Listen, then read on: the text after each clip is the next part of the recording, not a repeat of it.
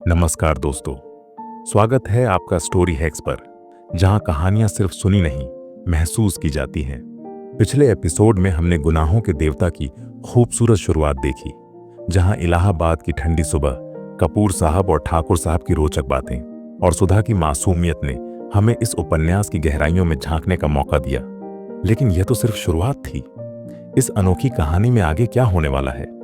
प्यार, दोस्ती और समाज के ताने बाने के बीच चंदर और सुधा की जिंदगी कौन से नए मोड़ लेगी? चलिए इस शानदार सफर को आगे बढ़ाते हैं। इतने में ज्यों ही वह झुककर एक गिरे हुए संतरे को नीचे से उठाने लगी कि चंदर ने झट से उसका प्याला अपने सामने रख लिया और अपना प्याला उधर रख दिया और शांत चित्त से पीने लगा। संतरे की फांकें उसकी ओर बढ़ाते हुए ज्यों ही उसने एक घूंट चाय ली तो वह चौंक कर बोली, अरे ये क्या हुआ? कुछ नहीं, हमने उसमें दूध डाल दिया। तुम्हें दिमागी काम बहुत रहता है, चंदर ने ठाठ से चाय घूंटते हुए कहा। सुधा कुड़ गई, कुछ बोली नहीं। चाय खत्म करके चंदर ने घड़ी देखी।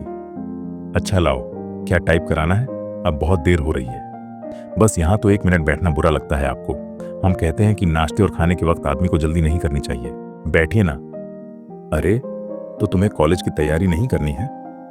करनी क्यों नहीं है? आज तो गेसू को मोटर पर लेते हुए तब जाना है। तुम्हारी गेसू और कभी मोटर पर चढ़ी है? जी, वह साबिर हुसैन काजमी की लड़की है। उसके यहाँ 2 मोटरें हैं और रोज तो उसके यहाँ दावतें होती रहती हैं। अच्छा, हमारी तो दावत कभी नहीं की।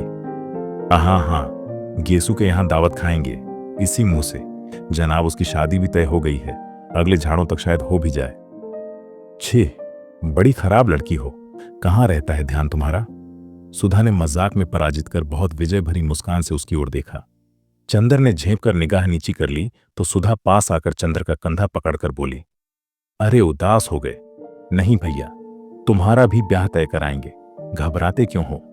और एक मोटी सी इकोनॉमिक्स की किताब उठाकर बोली, लो इस मुटकी से ब्याह करोगे, लो बातचीत कर लो, तब तक मैं वह निबंध ले आऊं टाइप कराने वाला। चंदर ने खिसियाकर बड़ी जोर से सुधा का हाथ दबा दिया।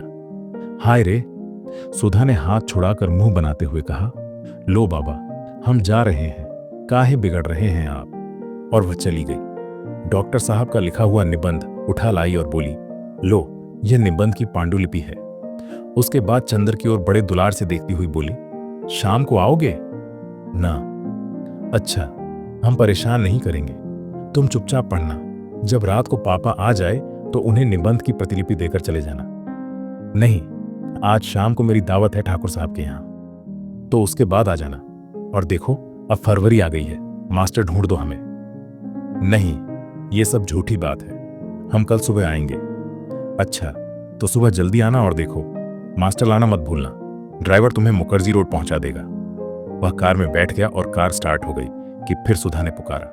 वह फिर उतरा। सुधा बोली, लो ये लिफाफा तो भूल ही गए थे, पापा ने लिख दिया है, उसे दे देना।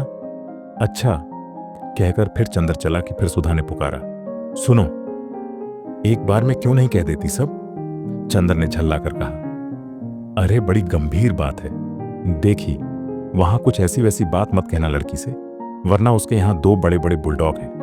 कहकर उसने गाल फुलाकर आंख फैलाकर ऐसी बुलडॉग की भंगिमा बनाई कि चंदर हंस पड़ा। सुधा भी हंस पड़ी। ऐसी थी सुधा और ऐसा था चंदर। सिविल लाइंस के एक उजाड़ हिस्से में एक पुराने से बंगले के सामने आकर मोटर रुकी। बंगले का नाम था रोजलान, लेकिन सामने के कंपाउंड में जंगली घास उग रही थी और गुलाब के फूलों के बजाय अहाते में मुर्गी के पंख बिखरे पड़े थे। रास्ते पर भी घास उग आई थी और फाटक पर, जिसके एक खंभे की कॉर्निस टूट चुकी थी, बजाय लोहे के दरवाजे के 2 आहे बॉस लगे हुए थे। फाटक के एक ओर एक छोटा सा लकड़ी का नाम पट्टल लगा था, जो कभी काला रहा होगा, लेकिन जिसे धूल, बरसात और हवा ने चितकबरा बना दिया था। चंदर मोटर से उतरकर उस बोर्ड पर लिखे हुए अधमिटे सफेद अक्षरों को पढ़ने की कोशिश करने लगा और जाने किसका मुंह देखकर सुबह उठा था कि उसे सफलता भी मिल गई। उस पर लिखा था AF डिक्रूज। उसने जेब से लिफाफा निकाला और पता मिलाया। लिफाफे पर लिखा था मिस P डिक्रूज। यही बैंगला है। उसे संतोष हुआ। हॉर्न दो, उसने ड्राइवर से कहा। ड्राइवर ने हॉर्न दिया, लेकिन किसी का बाहर आना तो दूर, एक मुर्गा जो अहाते में कुड़कुड़ा रहा था, उसने मुड़कर बड़े संदेह और त्रास से चंदर की ओर देखा और उसके बाद पंख फड़फड़ाते हुए चौंकते हुए जान छोड़कर भागा। बड़ा मनहूस बंगला है, यहां आदमी रहते हैं या प्रेत? कपूर ने ऊब कर कहा और ड्राइवर से बोला, जाओ तुम, हम अंदर जाकर देखते ही अच्छा हुजूर। सुधा बीबी से क्या कह देंगे, कह देना, पहुंचा दिया। कार मुड़ी और कपूर बॉस फौत कर अंदर घुसा। आगे का पोर्टिको खाली पड़ा था और नीचे की जमीन ऐसी थी जैसे कई साल से उस बंगले में कोई सवारी गाड़ी ना आई हो। वह बरामदे में गया। दरवाजे बंद थे और उन पर धूल जमी थी। एक जगह चौखट और दरवाजे के बीच में मकड़ी ने जाला बुन रखा था। यह बंगला खाली है क्या? कपूर ने सोचा। सुबह 8:30 बजे ही वहां ऐसा सन्नाटा छाया था कि दिल घबरा जाए। आसपास चारों ओर आधी फरलांग तक कोई बंगला नहीं था।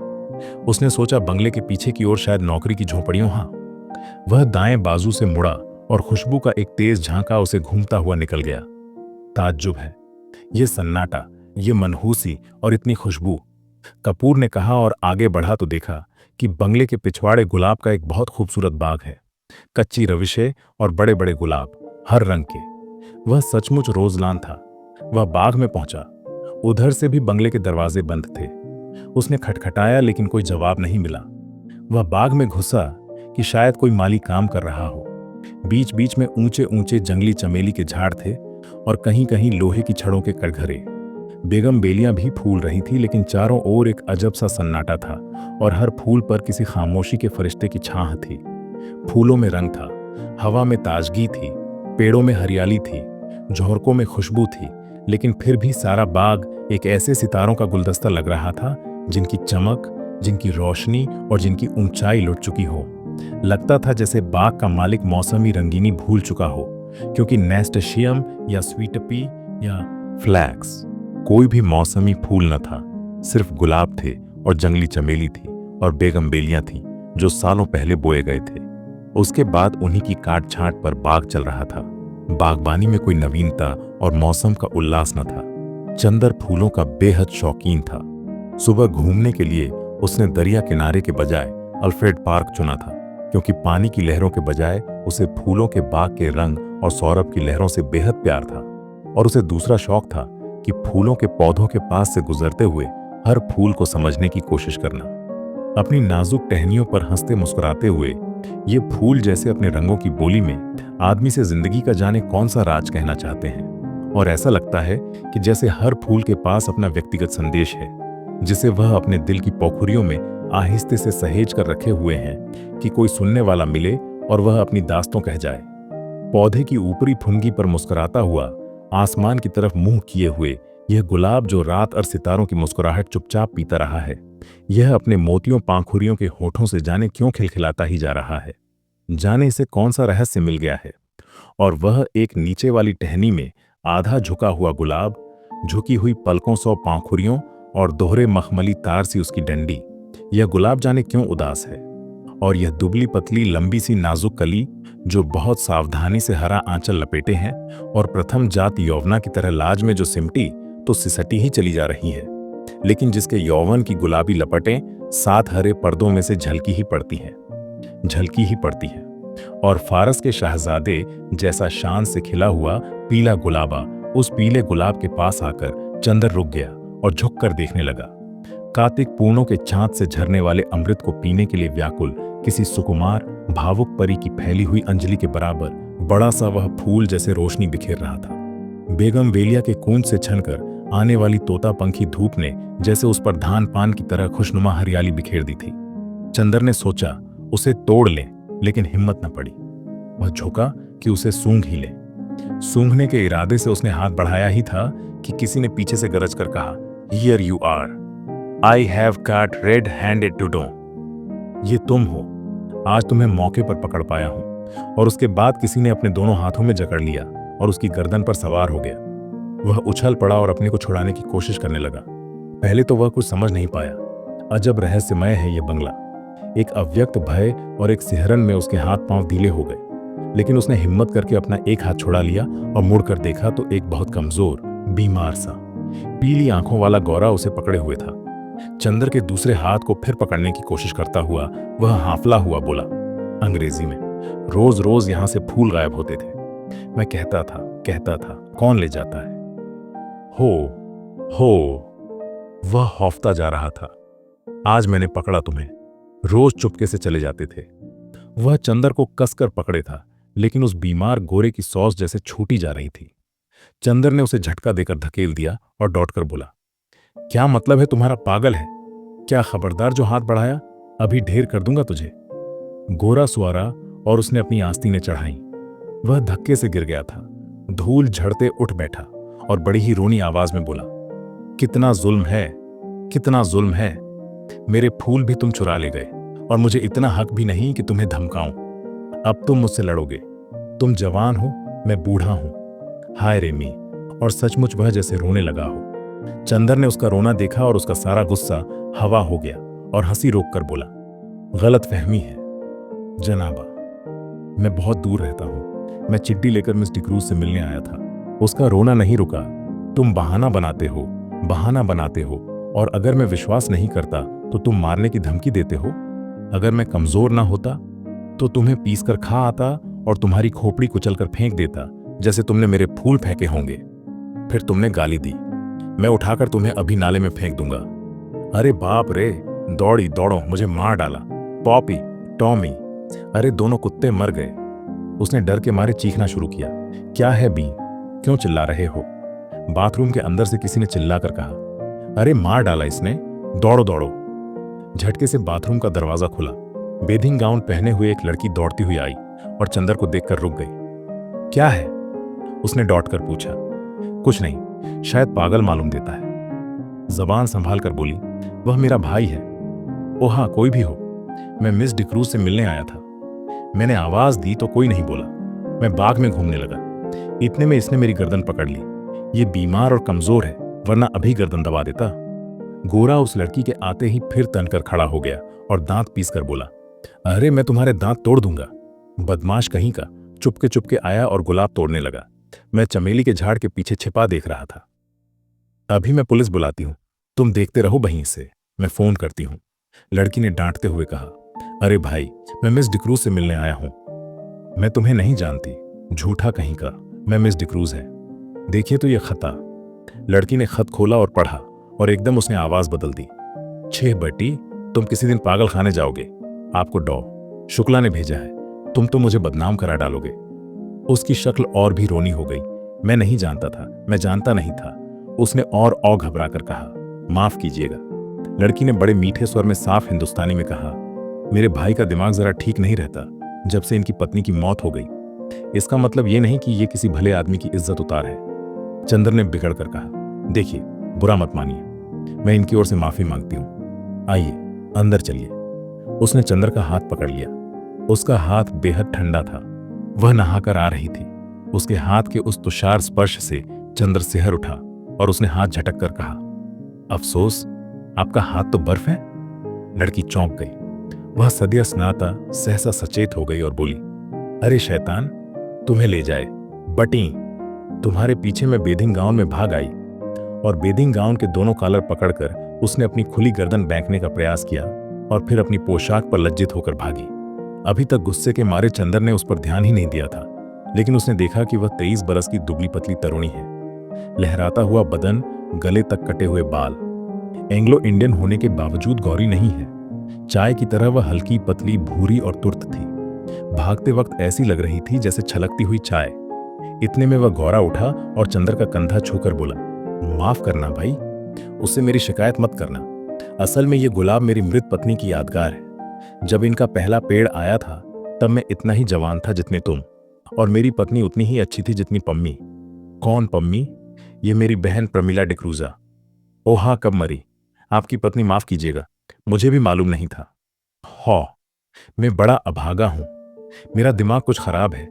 देखिए, कहकर उसने झुककर अपनी खोपड़ी चंदर के सामने कर दी और बहुत गिड़गिड़ा कर बोला, पता नहीं कौन मेरे फूल चुरा ले जाता है। अपनी पत्नी की मृत्यु के बाद 5 साल से मैं इन फूलों को संभाल रहा हूं। हाय रे, मी जाइए, पम्मी बुला रही है। पिछवाड़े के सहन का बीच का दरवाजा खुल गया था और पम्मी कपड़े पहनकर बाहर झांक रही थी। चंदर आगे बढ़ा और गौरा मुड़कर अपने गुलाब और चमेली की झाड़ी में खो गया। चंदर गया और कमरे में पड़े हुए एक सोफा पर बैठ गया। पम्मी टॉयलेट कर चुकी थी और एक हल्की फ्रांसीसी खुशबू से महक रही थी। शैम्पू से धुले हुए रूखे बाल जी मधले पड़ रहे थे। खुशनुमा आसमानी रंग का एक पतला चिपका हुआ जीना ब्लाउज और ब्लाउज पर एक फ्लैनेल का फुल पैंट जिसके 2 गिलिस कमर, छाती और कंधे पर चिपके हुए थे। होठों पर एक हल्की लिपस्टिक की झलक मात्र थी और गले तक बहुत हल्का पाउडर जो बहुत नजदीक से ही मालूम होता था। लंबे नाखूनों पर हल्की गुलाबी पैंट।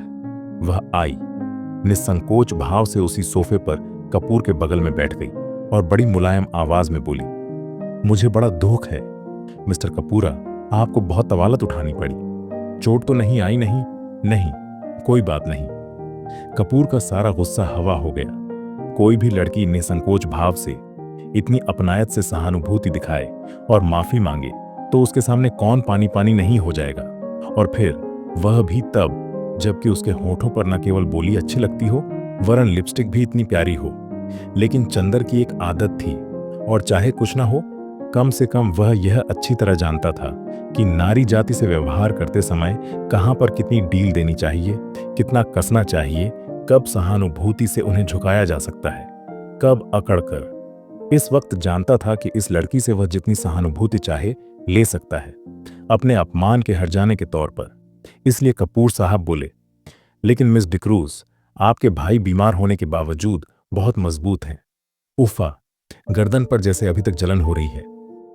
ओहो, सचमुच में बहुत शर्मिंदा हूं। देखो, और कॉलर हटाकर उसने गर्दन पर अपनी बर्फीली अंगुलियों रख दी। लाइए, लोशन मल दूं मैं? धन्यवाद धन्यवाद, इतना कष्ट न कीजिए, आपकी अंगुलियां गंदी हो जाएंगी। कपूर ने बड़ी शालीनता से कहा। पम्मी के होठों पर एक हल्की सी मुस्कुराहट, आंखों में हल्की सी लाज और वक्ष में एक हल्का सा कंपन दौड़ गया। यह वाक्य कपूर ने चाहे शरारत में ही कहा हो, लेकिन कहा इतने शांत और संयत स्वरों में कि पम्मी कुछ प्रतिवाद भी न कर सकी। और फिर 6 बरस से 60 बरस तक की कौन ऐसी स्त्री है जो अपने रूप की प्रशंसा पर बेहोश न हो जाए। अच्छा लाइए, वह स्पीच कहाँ है जो मुझे टाइप करनी है? उसने विषय बदलते हुए कहा। यह लीजिए। कपूर ने दे दी। यह तो मुश्किल से 3-4 घंटे का काम है। और पम्मी स्पीच को उलट पुलट कर देखने लगी। माफ कीजिएगा, अगर मैं कुछ व्यक्तिगत सवाल पूछें, क्या आप टाइपिस्ट हैं? कपूर ने बहुत शिष्टता से पूछा। जी नहीं। पम्मी ने उन्हीं कागजों पर नजर गड़ाते हुए कहा, मैंने कभी टाइपिंग और शॉर्ट हैंड सीखी थी, और तब मैं सीनियर कैम्ब्रिज पास करके यूनिवर्सिटी गई थी। यूनिवर्सिटी मुझे छोड़नी पड़ी क्योंकि मैंने अपनी शादी कर ली। अच्छा, आपके पति कहाँ हैं? रावलपिंडी में, आर्मी में। लेकिन फिर आप डिक्रूज क्यों लिखती हैं? और फिर मिस? क्योंकि हम लोग अलग हो गए हैं। और स्पीच के कागज को फिर तह करती हुई बोली, मिस्टर कपूर, आप अविवाहित हैं? जी हां। और विवाह करने का इरादा तो नहीं रखते? नहीं। बहुत अच्छे, तब तो हम लोगों में निभ जाएगी। मैं शादी से बहुत नफरत करती हूं। शादी अपने को दिया जाने वाला सबसे बड़ा धोखा है। देखिए, ये मेरे भाई हैं ना, कैसे पीले और बीमार से हैं। ये पहले बड़े तंदुरुस्त और टेनिस में प्रांत के अच्छे खिलाड़ियों में से थे।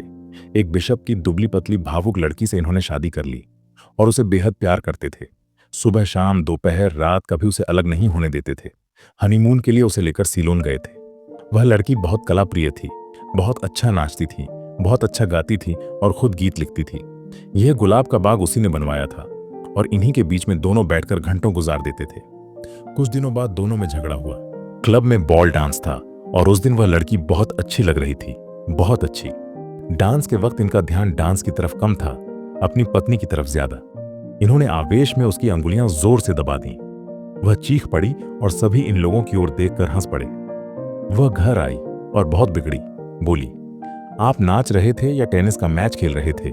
मेरा हाथ था या टेनिस का रैकेट? इस बात पर बीम भी बिगड़ गया और उस दिन से जो इन लोगों में खटकी तो फिर कभी न बनी। धीरे धीरे वह लड़की एक सार्जेंट को प्यार करने लगी। बर्टी को इतना सदमा हुआ कि वह बीमार पड़ गया, लेकिन बटर्टी ने तलाक नहीं दिया, उस लड़की से कुछ कहा भी नहीं और उस लड़की ने सार्जेंट से प्यार जारी रखा, लेकिन बीमारी में बर्टी की बहुत सेवा की। बर्टी अच्छा हो गया। उसके बाद उसको एक बच्ची हुई और उसी में वह मर गई। हालांकि हम लोग सब जानते हैं कि वह बच्ची उस सार्जेंट की थी, लेकिन बर्टी को यकीन नहीं होता कि वह सार्जेंट को प्यार करती थी। वह कहता है, यह दूसरे को प्यार करती होती तो मेरी इतनी सेवा कैसे कर सकती थी भला। उस बच्ची का नाम बर्टी ने रोज रखा और उसे लेकर दिन भर उन्हीं गुलाब के पेड़ों के बीच में बैठा करता था, जैसे अपनी पत्नी को लेकर बैठता था। 2 साल बाद बच्ची को सांप ने काट लिया। वह मर गई और तब से बर्टी का दिमाग ठीक नहीं रहता। खैर, जाने दीजिए। आइए अपना काम शुरू करें। चलिए अंदर के स्टडी रूम में चलें। चलिए, चंदर बोला और पम्मी के पीछे पीछे चल दिया। मकान बहुत बड़ा था और पुराने अंग्रेजों के ढंग पर सजा हुआ था। बाहर से जितना पुराना और गंदा नजर आता था, अंदर से उतना ही आलीशान और सुथरा। ईस्ट इंडिया कंपनी के जमाने की छाप थी अंदर। यहां तक कि बिजली लगने के बावजूद अंदर पुराने बड़े बड़े हाथ से खींचे जाने वाले पंखे लगे थे। 2 कमरों को पार कर वे लोग स्टडी रूम में पहुंचे। बड़ा सा कमरा जिसमें चारों तरफ अलमारियों में किताबें सजी हुई थीं। 4 कोने में 4 मेजें लगी हुई थीं, जिनमें कुछ बस्ट और कुछ तस्वीरें स्टैंड के सहारे रखी हुई थीं। एक अलमारी में नीचे खाने में टाइपराइटर रखा था। पम्मी ने बिजली जला दी और टाइपराइटर खोलकर साफ करने लगी। चंदर घूमकर किताबें देखने लगा। एक कोने में कुछ मराठी की किताबें रखी थीं। उसे बड़ा ताज्जुब हुआ। अच्छा पम्मी, ओह माफ कीजिएगा मिस डिक्रूज। नहीं, आप मुझे पम्मी पुकार सकते हैं, मुझे यही नाम अच्छा लगता है। हाँ, क्या पूछ रहे थे आप? क्या आप मराठी भी जानती हैं? नहीं, मैं तो नहीं, मेरी नानी जी जानती थी। क्या आपको डॉक्टर शुक्ला ने हम लोगों के बारे में कुछ नहीं बताया? नहीं, कपूर ने कहा। अच्छा, ताज्जुब है। पम्मी बोली, आपने ट्रेनाली डिक्रूज का नाम सुना है ना? हाँ, डिक्रूज, जिन्होंने कौशांबी की खुदाई करवाई थी। वह तो बहुत बड़े पुरातत्ववेत्ता थे। कपूर ने कहा। हाँ, वही। वह मेरे सगे नाना थे और वह अंग्रेज नहीं थे, मराठा थे और उन्होंने मेरी नानी से शादी की थी, जो एक कश्मीरी ईसाई महिला थी। उनके कारण भारत में उन्हें ईसाईयत अपनानी पड़ी। यह मेरे नाना का ही मकान है और अब हम लोगों को मिल गया है। डॉ शुक्ला के दोस्त मिस्टर श्रीवास्तव बैरिस्टर है ना, वे हमारे खानदान के अटर्नी थे। उन्होंने और डॉ शुक्ला ने ही यह जायदाद हमें दिलवाई। लीजिए, मशीन तो ठीक हो गई। उसने टाइपराइटर में कार्बन और कागज लगाकर कहा, लाइए निबंध। इसके बाद घंटे भर तक टाइपराइटर रुका नहीं। कपूर ने देखा कि यह लड़की, जो व्यवहार में इतनी सरल और स्पष्ट है, फैशन में इतनी नाजुक और शौकीन है, काम करने में उतनी ही मेहनती और तेज भी है। उसकी अंगुलियां मशीन की तरह चल रही थीं और तेज इतनी कि 1 घंटे में उसने लगभग आधी पांडुलिपि टाइप कर डाली थी। ठीक 1 घंटे के बाद उसने टाइपराइटर बंद कर दिया। बगल में बैठे हुए कपूर की ओर झुककर कहा, अब थोड़ी देर आराम। और अपनी अंगुलियां चटखाने के बाद वह कुर्सी खिसकाकर उठी और एक भरपूर अंगड़ाई ली। उसका अंग अंग धनुष की तरह झुक गया। उसके बाद कपूर के कंधे पर बेतकल्लुफी से हाथ रखकर बोली, क्यों, एक प्याला चाय मंगवाई जाए? तो दोस्तों, यही था आज का भाग। आगे की कहानी में क्या नया मोड़ आएगा, जानने के लिए जुड़े रहिए स्टोरी हैक्स के साथ। अगर आपको यह कहानी पसंद आई तो लाइक कीजिए, शेयर कीजिए और चैनल को सब्सक्राइब करना न भूलिए। मिलते हैं अगले पार्ट में एक और दिलचस्प अध्याय के साथ। तब तक सुनते रहिए स्टोरी हैक्स पर, कहानियों की जादुई दुनिया में।